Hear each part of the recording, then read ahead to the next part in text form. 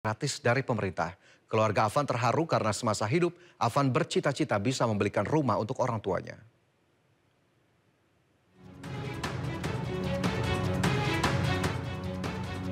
Menteri Perumahan dan Kawasan Permukiman Marwarar Sirait menyerahkan kunci rumah subsidi kepada keluarga Afan Kurniawan, pengemudi ojol yang tewas tertabrak rantis polisi saat aksi unjuk rasa. Lokasi hunian ini berada di kawasan Cilengsi, Bogor, Jawa Barat. Keluarga Afan mengaku senang sekaligus terharu. Karena kalau tidak cocok di sini, saya sudah siapkan dua alternatif rumah subsidi. Yang pertama di Tiga Raksa, yang bagus, ya Pak Heru ya. Yang di Tiga Raksa ya, di Tangerang ya. Kita udah cek, bagus. Yang kedua di Serang ya, gitu. Jadi saya meminta memang bagi Bapak Ibu mungkin tidak muter-muter. Adapun biaya pembelian rumah ditanggung Menteri PKP Marwarar Sirait dibantu BP Tapera. Semasa hidupnya Afan merupakan tulang punggung keluarga dan bercita-cita bisa membelikan rumah untuk kedua orang tuanya. Dari Bogor, Jawa Barat, Cahyat Supriyatna, iNews melaporkan. Pemirsa, ribuan pengemudi ojek online menggelar aksi damai di sepanjang Jalan Medan Merdeka Selatan. Dalam aksinya mereka membagikan ribuan bunga kepada aparat. Abang semangat ya, jangan lupa pokoknya aja. Ratusan pengemudi ojek online melakukan long march dari Jalan Medan Merdeka Selatan. Dalam aksinya mereka membagikan bunga mawar pink dan putih kepada aparat yang berjaga. Mereka juga memberikan pelukan hangat sebagai simbol persaudaraan kepada aparat.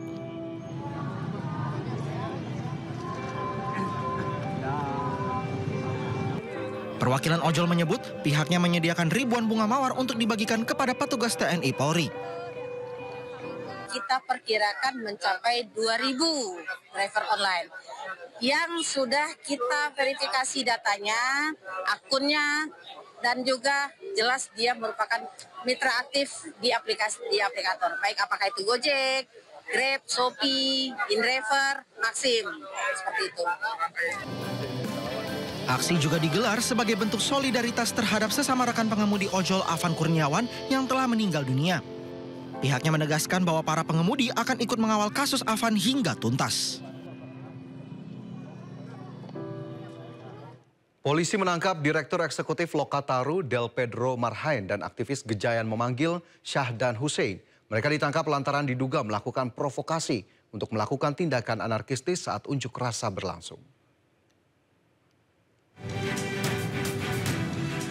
Buntut aksi anarkistis saat unjuk rasa di Jakarta beberapa waktu lalu, polisi menggelar patroli besar dan menangkap beberapa orang yang diduga terlibat dalam aksi tersebut.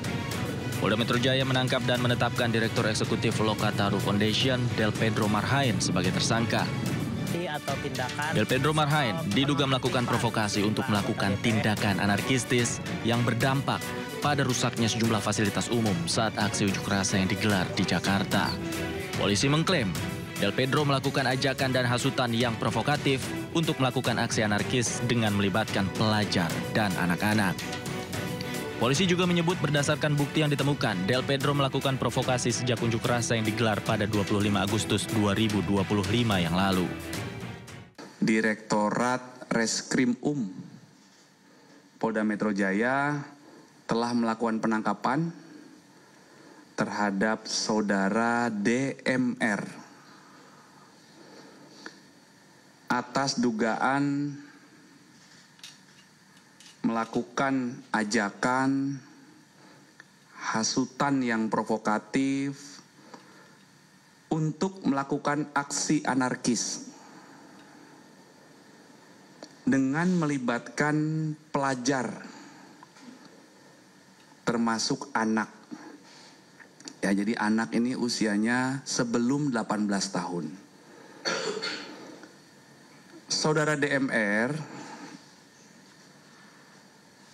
diduga melakukan tindak pidana menghasut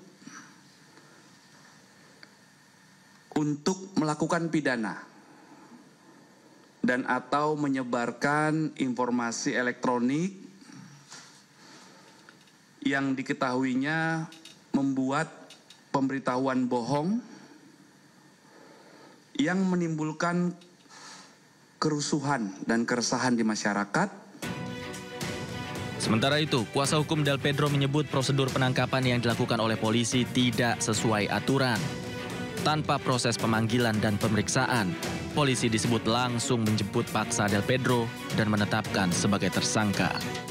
Dari sisi prosedur dalam konteks penangkapan teman-teman kami, sahabat kami Del Pedro dan juga Mujafar, dari sisi prosedur itu sangat menyalahi KUHAP gitu ya. Tidak ada proses pemeriksaan awal, pemanggilan, bahkan tiba-tiba langsung ditangkap, langsung penetapan tersangka bahkan. Kalau memang kita mau masuk sedikit ke substansi, kita lihat ada teman-teman kita dituduh terhadap proses penghasutan. Terhadap hasutan yang mana gitu?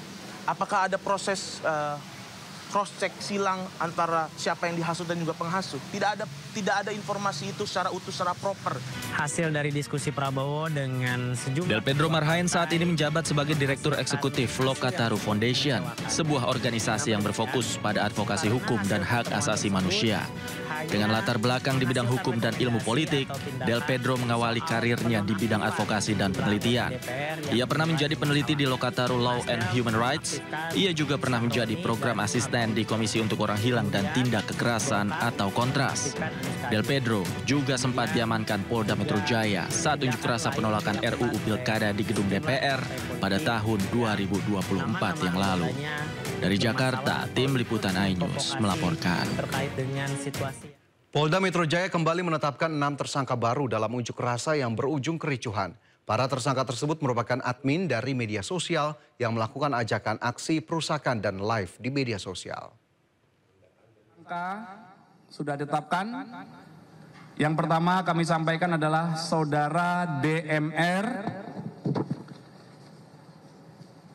adalah admin akun IG, ya ini IG ini inisial ya, admin akun IG, nama akunnya adalah LF.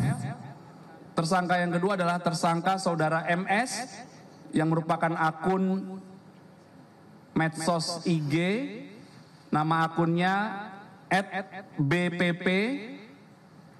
Kemudian yang ketiga adalah tersangka SH, itu adalah akun atau admin dari akun IG, nama akunnya @gm.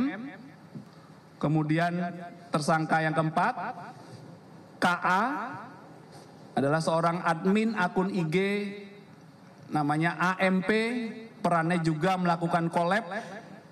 Kemudian tersangka yang kelima adalah RAP.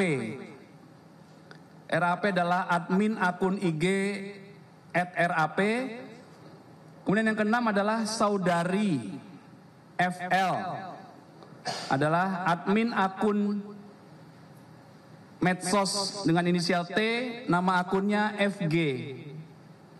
Sebelumnya Polda Metro Jaya juga telah menetapkan 38 orang sebagai tersangka terkait kericuhan yang terjadi di Jakarta pekan lalu. Para tersangka itu telah ditahan.